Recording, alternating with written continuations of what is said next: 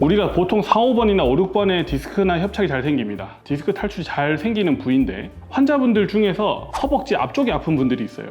나는 근데 4, 5번 협착이 있어요. 근데 허벅지 앞이 아파요. 이렇게 얘기하면 수술하면 안 되는 겁니다.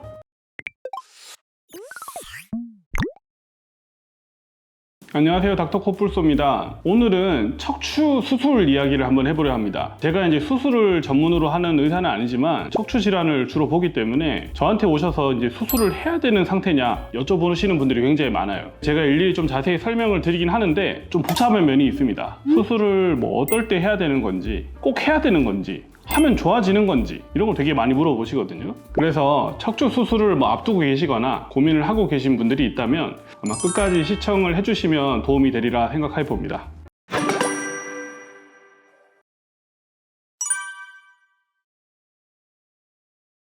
첫 번째 환자분들이 제일 많이 물어보는 게 엑스레이나 MRI를 가져오시거나 저희 병원에서 찍었을 때 수술을 해야 되는 상황이냐고 많이 물어보십니다. 제가 그럼 지금 수술해야 되는 상태인가요? 엑스레이가 수술할 만큼 나쁜가요? 이런 질문이 굉장히 많아요. 아마도 지금 보시는 분들도 똑같이 생각하실 거예요.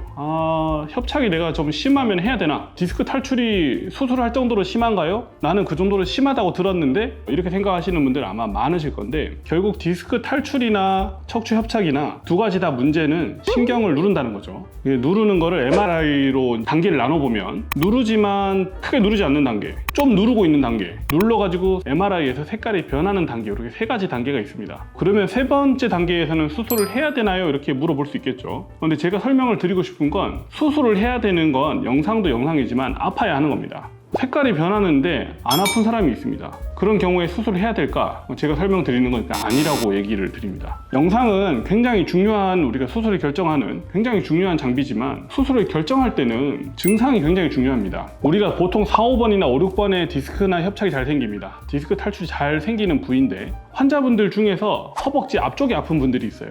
나는 근데 4, 5번 협착이 있어요. 근데 허벅지 앞이 아파요. 이렇게 얘기하면 수술하면 안 되는 겁니다. 왜냐하면 4, 5번 디스크나 4, 5번 협착은 허벅지 바깥쪽이 아파야 되거든요. 그럼 다시 말해보면 환자가 아픈 증상과 영상에서 심한 부위와 일치하는지 일단 확인을 해야 됩니다. 더 중요한 건 우리가 신경치료 먼저 해볼 수 있어요. 신경차단술이라고 수술하기 전에 신경차단술을 한번 시행해가지고 장기간 잘 지내는 분들도 있습니다. 그런 분들은 또 수술을 좀 미룰 수도 있겠죠. 안 할 수도 있고. 신경차단술을 했는데 효과가 없는 경우가 있습니다. 효과가 없는 경우는 번호가 맞는 것 같지만 실제로 원인이 다른 곳에 있을 수 있다는 겁니다. 그러면 수술을 그 부위를 해도 효과가 없겠죠. 요추가 문제라서 다리가 아플 수 있지만 흉추가 문제라서 다리가 아픈 분도 있어요. 그러면 신경차단술을 요추에 했는데 효과가 만약에 없다. 그러면 흉추나 경추를 확인을 해봐야 됩니다. 한 번 할 때 수술을 제대로 해야 될 거 아니에요? 원인을 또 제대로 확인을 하기 위해서는 신경차단술을 한 번 해서 효과가 있는지 확인해야 된다. 마지막으로 그러면 어떨 때 수술해야 되느냐? 아픈 거랑 영상이랑 잘 맞아요. 신경 차단술을 했는데 당장 효과가 있습니다. 근데 다시 아파집니다. 근데 이 기간이 너무 짧고 이 짧은 기간을 버티기가 너무 힘들고 이렇게 하다가는 부작용이 생길 것 같은 환자분들은 수술하셔야 됩니다. 만약에 예를 들어서 5번 신경이 눌려 있고 허벅지 바깥쪽이랑 종아리 바깥쪽으로 통증이 내려가는데 신경 차단술을 하면 통증이 일시적으로 확 없어집니다. 근데 이거를 한 4번 했는데 계속 반복이 된다. 이런 분들은 수술을 하는 거에 대해서 강력하게 고민을 하는 게 맞습니다. 하면은 좋아질 수 있을 가능성이 굉장히 높죠.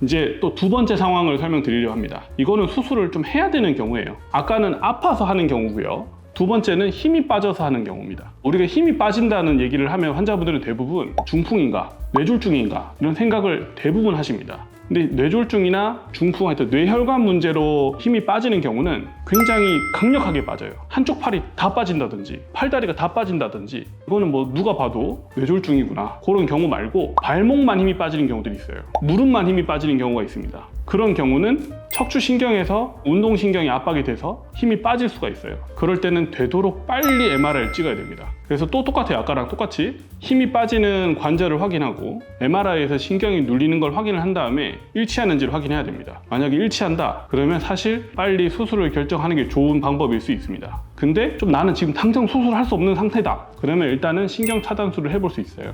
저희 병원에도 지금 그렇게 좀 유지하고 계시는 분들이 있거든요. 신경 차단술을 하면은 아주 심하지 않은 분들은 또 돌아옵니다. 힘이 돌아와요. 그래서 또 일상생활을 할 수도 있는데, 문제는 이 상태에서 조금만 더 나빠지면, 엉덩방아를 찧었다든지 사고가 좀 났다든지 그런 상황이 왔을 때 급격하게 나빠질 수가 있습니다. 그러면 응급수술을 해야 될 수도 있겠죠. 왜 이걸 수술을 해야 되느냐고 자꾸 얘기를 드리냐, 골반을 구부리는 것 자체가 굉장히 힘든 작업이에요. 여러 가지 근육을 적절하게 조율을 해야 되는데, 만약에 척추신경이 눌려서 운동하는 법을 일시적으로 까먹는 기간이 길어지면 이 신호를 전달하는 체계가 망가지면서 까먹게 됩니다. 한번 까먹고 나면 정상으로 못 돌아갈 수가 있습니다. 그럼 평생 절름발이가 될 수 있어요.